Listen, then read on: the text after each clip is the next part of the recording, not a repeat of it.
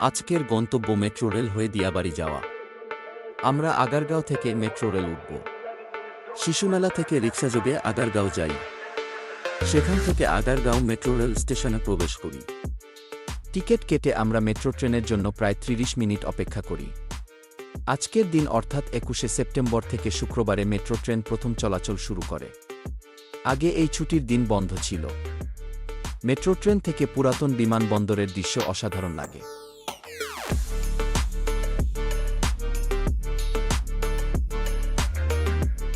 ছুটির দিনের কারণে সবাই ঘুরতে বেরিয়েছে, তাই ট্রেনের ভিতরে অনেক লোকজন।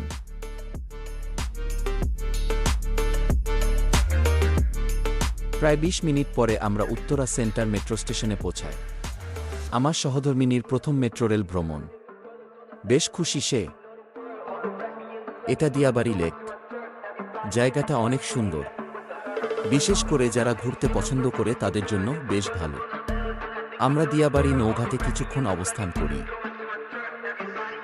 আমার মেয়ে অদ্রিতা সবুজ ঘাসে কিছুক্ষণ হেঁটে বেড়ায়। বাহিরে যেতে সে খুব পছন্দ করে। উত্তরা সেন্টার মেট্রো স্টেশনে নেমে প্রথমে আমরা লেকে ৩ যাই। এখানে কিছুক্ষণ ঘোরাঘুরি করি।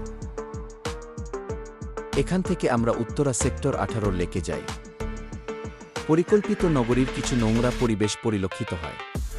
আবার যেন কংক্রিটের জঙ্গলে ভরে না যায়, সেই ব্যবস্থায় কর্তৃপক্ষের কাছে প্রত্যাশা।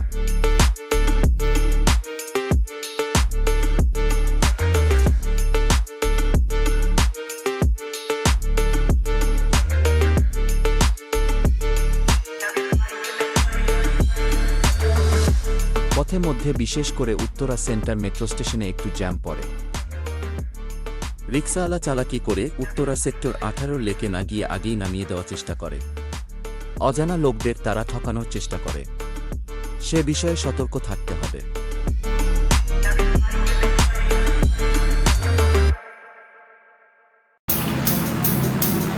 সেক্টর ১৮ লেকে যেতে পুরো রাস্তায় জ্যাম। যাই হোক, রিকশায় যেতে ভালো লাগছিল।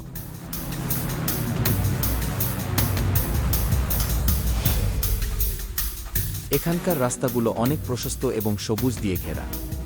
রাজুকের একটি পরিকল্পিত শহর এই উত্তরা থার্ড ফেজ শহর। লেকের পাশের ইউনিটগুলো লোভনীয়, সেজন্য এখানকার মূল্য অনেক বেশি।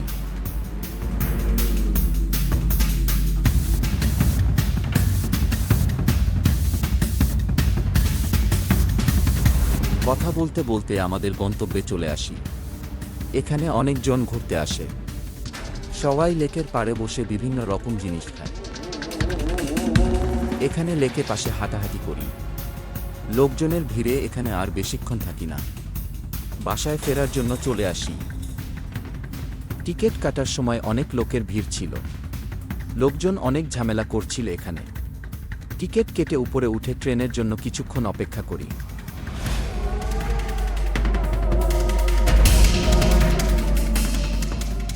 ট্রেনের ভিতরে সিট পাওয়া ভাগ্যের বিষয়। অনেক কষ্টে মেয়ের মাকে বসিয়ে দিতে পারি। এভাবে আমরা একটা সুন্দর বিকেল পার করি। আজকের মতো এখানেই সমাপ্তি। ধন্যবাদ সকলকে।